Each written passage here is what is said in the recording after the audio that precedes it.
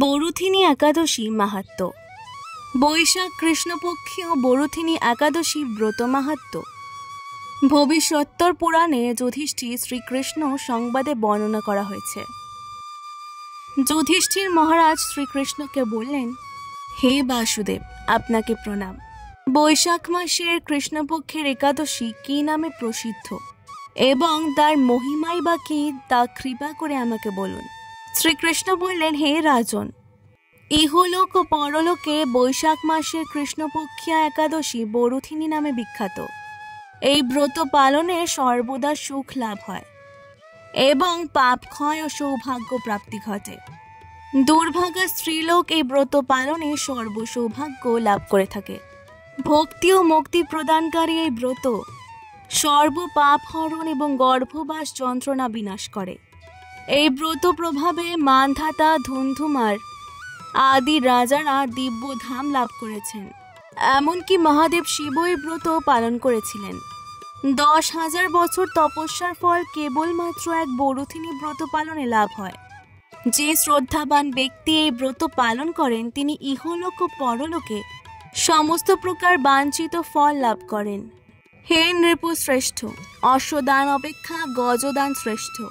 গজদান থেকে ভূমিদান, তা থেকে তিলদান, তিলদান থেকে স্বর্ণদান এবং তা অপেক্ষা অন্নদান শ্রেষ্ঠ।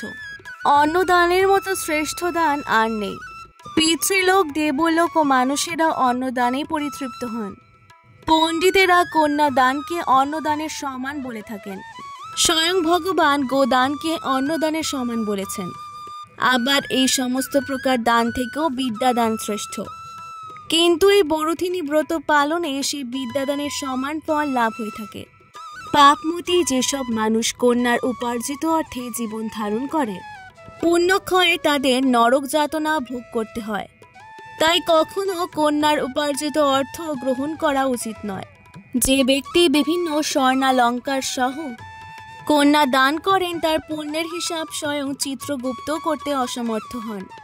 কিন্তু বরুথিনী ব্রত পালনকারী কন্যা দান থেকেও বেশি ফল লাভ করে। ব্রতকারী ব্যক্তি দশমীর দিনে কাঁসার পাত্রে ভোজন, মাংস, মসুর, ছোলা, শাক, মধু, অন্নের প্রদত্ত অন্ন গ্রহণ, 2 বার আহার ও মৈথুন পরিত্যাগ করবে।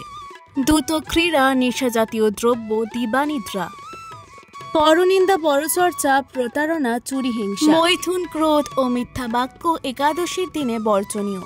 কাঁসার পাত্রে ভোজন, মাংস, মসুর, মধু, তেল, মিথ্যা ভাষণ, ব্যায়াম, 2 বার আহার ও মৈথুন এসব দ্বাদশীর দিনে পরিত্যাজ্য।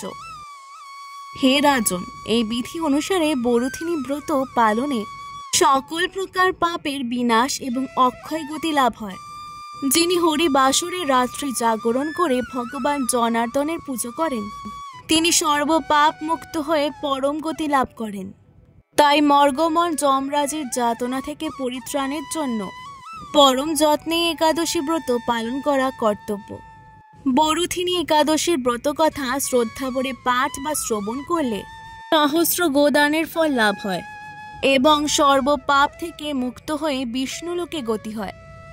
আজকের ভিডিওটি ভালো লাগলে অবশ্যই পুরাণ গল্পকথাকে সাবস্ক্রাইব করে দেবেন। এরকমই আরও অনেক নতুন নতুন ভিডিওর জন্য অনেক অনেক ধন্যবাদ।